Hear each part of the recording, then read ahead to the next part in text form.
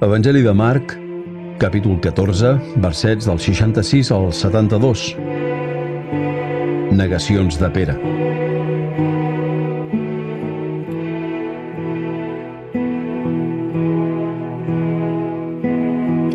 Mentre Pere era a baix, al pati, va venir una criada del gran sacerdot i així que va veure Pere escalfant-se, se'l mirà fit a fit, tot dient: «Tu també eres amb el Natzarè, amb Jesús?»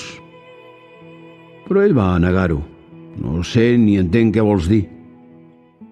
Pere sortí fora al portal i un gall cantà. En veure'l, una minyona es posà a dir altra vegada als presents: «Aquest és dels seus».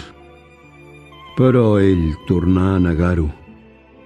Al cap de poca estona, altra vegada deien a Pere tots els presents: «Segur que ets dels seus, fins i tot ets Galileu».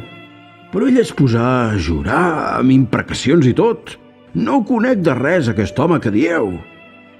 I tot seguit, un gall cantà per segon cop.